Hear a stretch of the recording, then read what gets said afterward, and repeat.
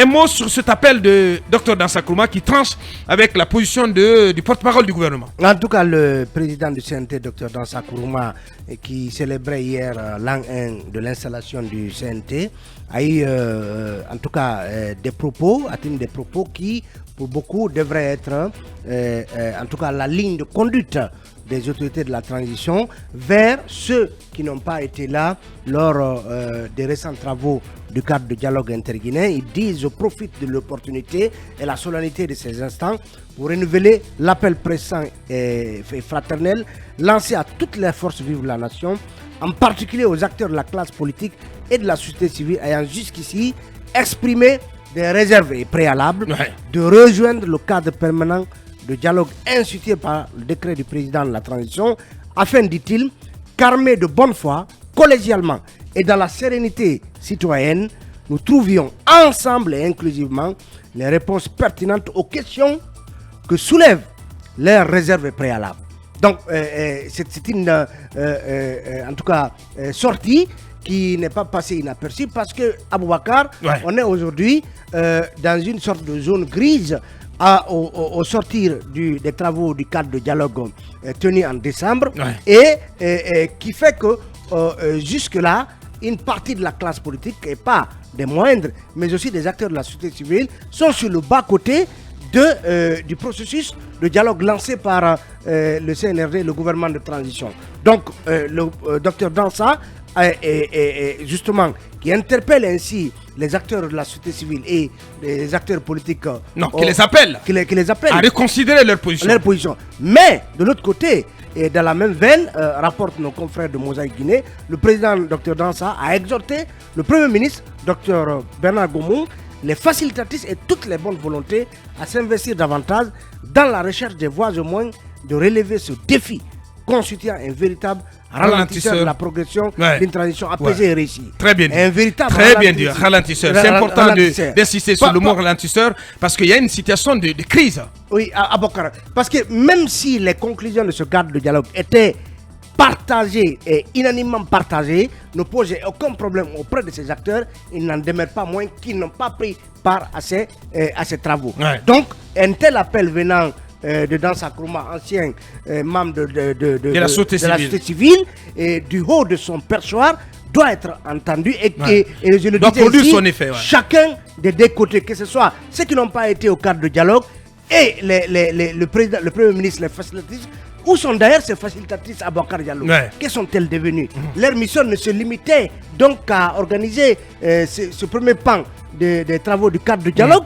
Donc, tu estimes qu'elles doivent continuer à œuvrer à un rassemblement plus grand. Aboubakar, aussi actives qu'elles ont été pour qu'il y ait cette première session du cadre de dialogue, elles doivent continuer à l'être, à être sur le terrain. Oui, mais comment est-ce possible? Comment est-ce possible si au niveau du gouvernement et par endroit au niveau du CNRD, on ferme la porte à toute autre session de dialogue? Oui, justement. C'est ça le problème.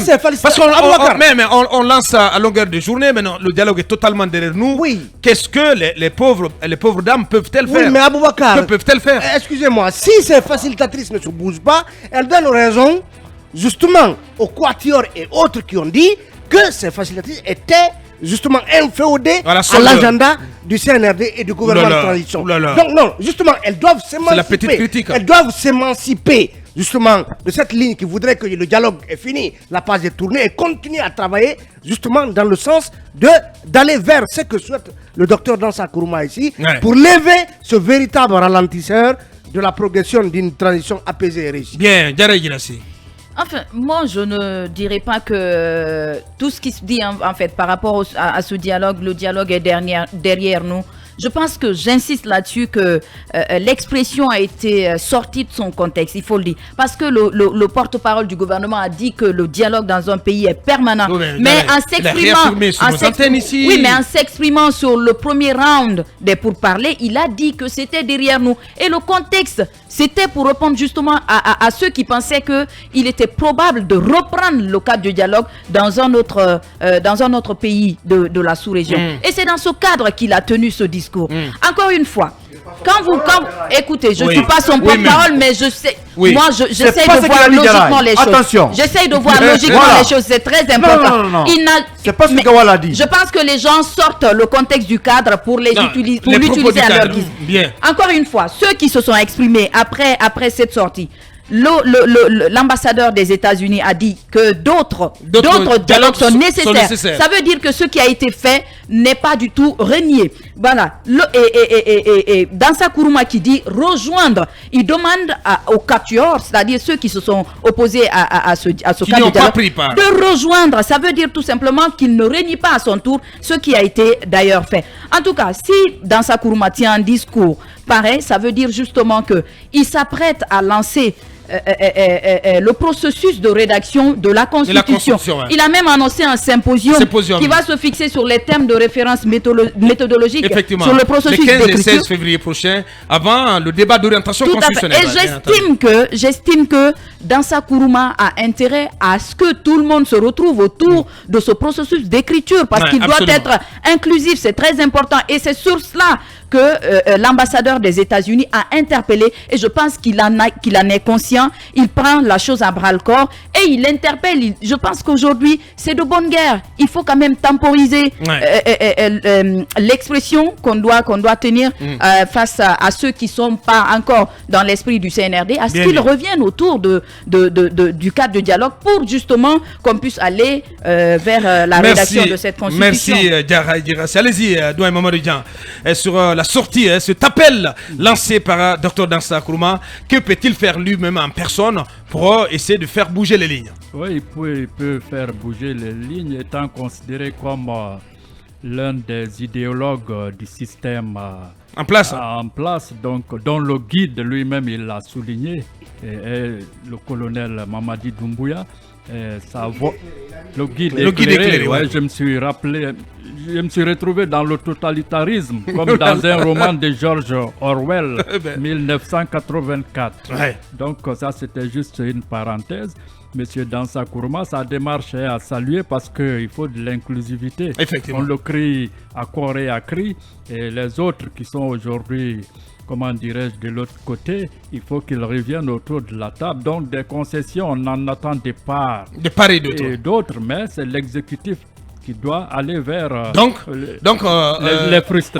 On peut affirmer, comme à la suite de l'ambassadeur des États-Unis, l'ambassadeur Fitrel, que d'autres dialogues sont nécessaires. Mais bien sûr, d'autres dialogues sont nécessaires parce que après ces militaires, ce sont les civils qui viendront au pouvoir. Et les plus cotés aujourd'hui pour occuper, comment dirais-je, le local de Sékou Touréa, c'est Selou, Sidia, Kouyaté, j'en passe, ou Dr Faya, entre autres. Bien. Ce sont des civils, là, pas des galonnés. Merci bien. Voilà. Et l'icône, quelle chance cet appel a-t-il d'être entendu plutôt? J'y arrive. D'abord, quelle chance cet appel a-t-il d'être entendu? D'abord, c'est un camouflet pour le ministre Ousmane Gawal Diallo, qui a marché au sens contraire, en tout cas, de tout ce que les gens estiment aujourd'hui. Même si ce n'est pas l'avis de Diarra. Oui, bon, Diarra est libre, mais je sais qu'il n'est pas porte-parole de Ousmane Gawal quand même dans ce studio. Bien. Et deuxièmement, c'est que Dansa est dit, je suis témoin quand même que Dansa était à la recherche des solutions. Mais il le fait sincèrement ou pas, c'est la question.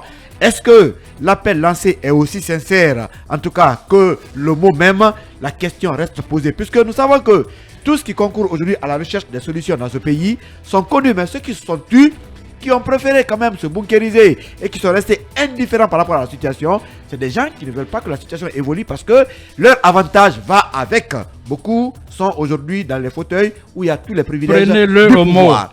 Voilà. Oui, non, moi je suis méfiant.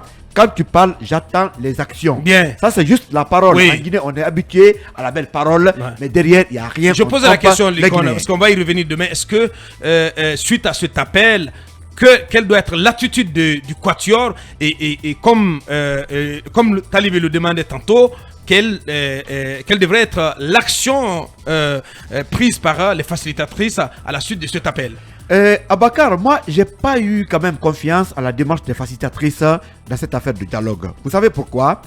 Les facilitatrices devraient garder une distance avec le PM. Mais rappelez-vous de toutes les rencontres. Quand le PM est assis, il est entouré par les facilitatrices. C'est comme le PM et les membres du gouvernement. Donc, on a comme l'impression que les facilitatrices étaient même du cabinet du PM. Rappelez-vous de sa venue au niveau de ce moment de là. C'est lui qui cornaquait ce processus de dialogue. Non, c'est pas normal. Non, dans le décret mis en place le cadre de dialogue, ces facilitatrices font partie de la coordination. Voilà. Donc, du coup, voilà. Oui, c'est ce qui fait que le quatrième disait qu'elles étaient inférieures à la primature. Non, même la position des facilitatrices dans les rencontres, on a comme l'impression les politiques verront toujours le verre à moitié. Oui, mais doyen, il faut poser des démarches quand même. Merci, Licor. Bien sûr. Aujourd'hui, les facilitatrices ont disparu. Vous savez très bien. Il y a comme l'impression que la mission est accomplie. C'était organiser une sorte de semblant de dialogue, avoir les avantages qu'il faut et disparaître. Madame Makele, qui est mon prof, vous trouver une carte là. Non, mais pas du tout. Non, pas du tout. Madame Makele doit, et elle et les deux autres doivent aller au-delà de la simple organisation du dialogue. Pour rechercher plus d'inclusivité. N'est pas inclusif. Merci vraiment sur Souma. Mirador, on va continuer, on va revenir abondamment sur cette sortie, cet appel de Dr Dansa Kourouma demain dans cette même émission. Dans un instant, la parole à Maître Mohamed Seydou Nyang, qui est avocat de Kassouri, qui va prendre la parole en lieu et place de Maître Ousmane Sey.